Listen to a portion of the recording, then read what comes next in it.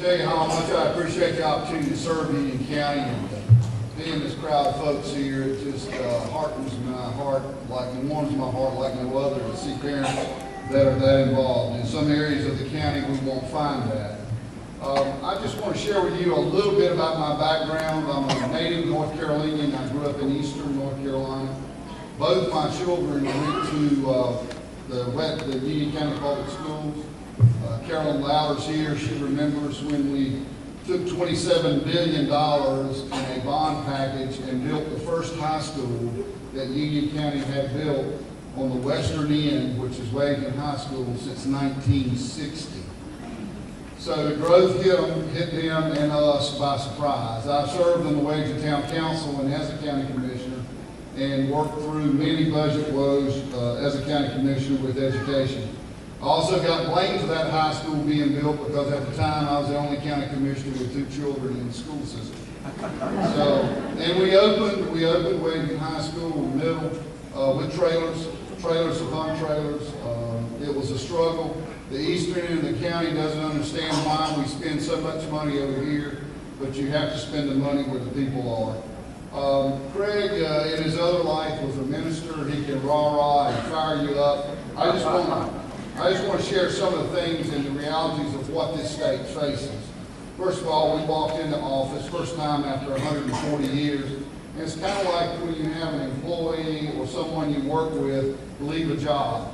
You find out what they were doing and you find out what they weren't doing. And that's what we found out. We walked into a $2.5 billion budget shortfall and challenged by the state constitution to balance the budget. And that's what we did.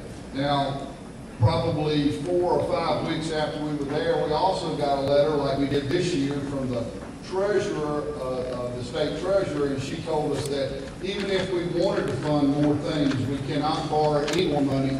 The state of North Carolina's debt service is maxed out. That's what we walked into.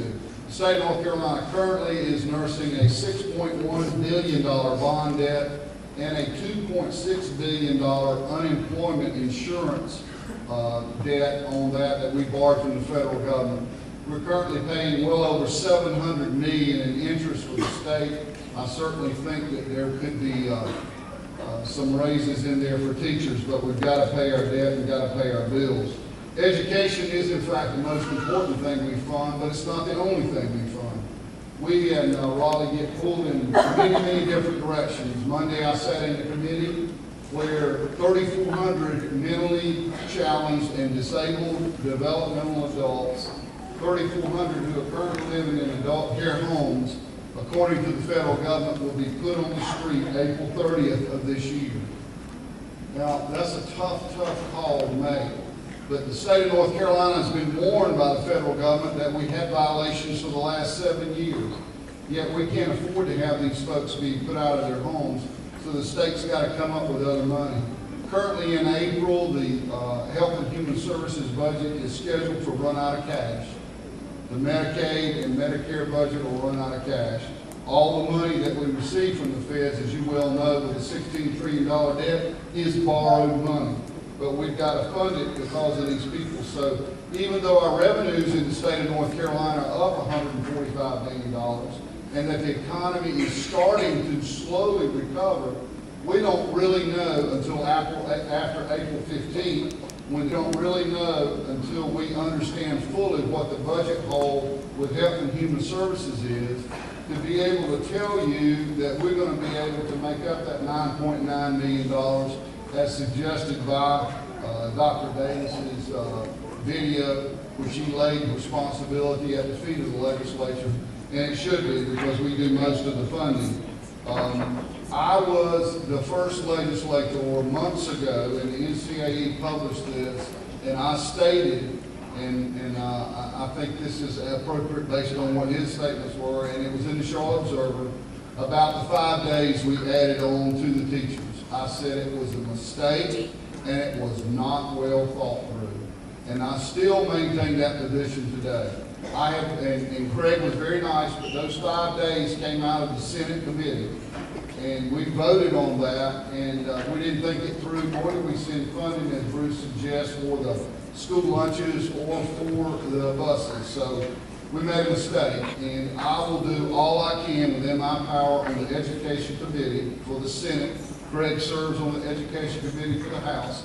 So we hopefully are in a position to influence what we do. The 5 days, we'll either do away with them, we'll either have 20 minutes a day, or we'll just get so much pressure from you and other teachers around that we waive it one more year until we can think through what we're doing. But I believe that we will address it in the short session. I've been assured of that, and I believe the results will be something that you'll find favorable.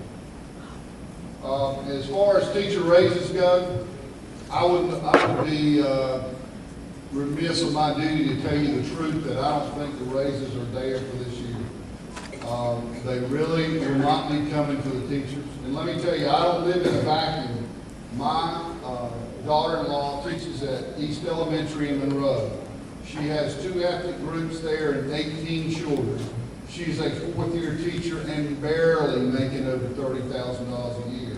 She says, "Pop, I run out of money before the end of the month." So I know what a teacher feels like, plus my controller who's been with me 24 years. Wife is in CMS, a master's degree teacher for over 10 years. And let me tell you, I found out about the 5 days and what an impact it would have on the teachers from him when CMS sent out a letter. So I'm pretty close to it. If the teachers know it, I'm going to know it pretty soon. So just know that I don't live in a vacuum. A couple of things I want to talk about too. Last year, Dr. Davis and we got time here. Dr. Davis and Dean Art came to my office many times. We were looking at a 15% cut early on. Then it went to 12%.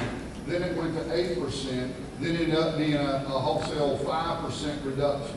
And then we went down to 0.5% of what the governor recommended. So there are things that can happen. This is an election year.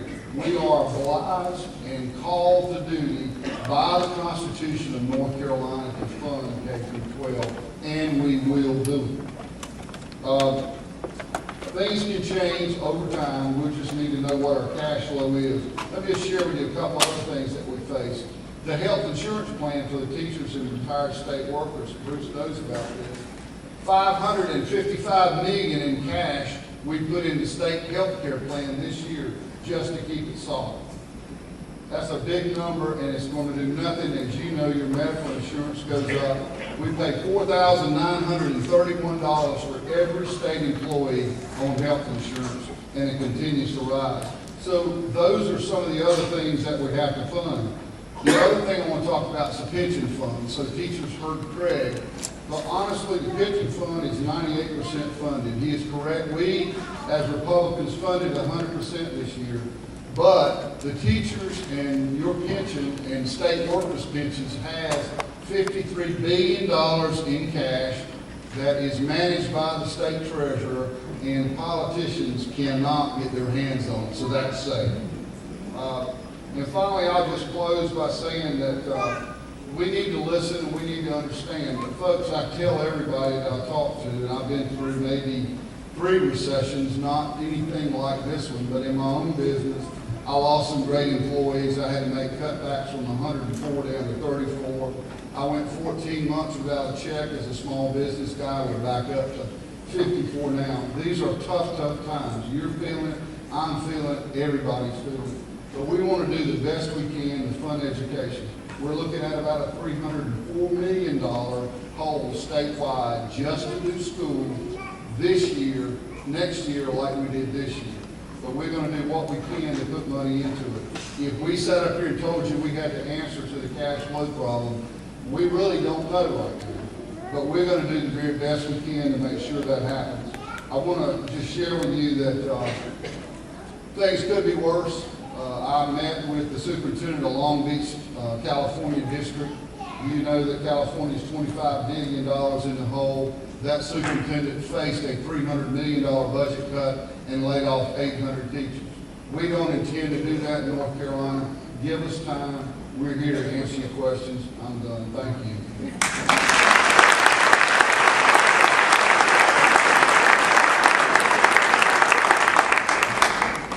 Thank all three of you so much.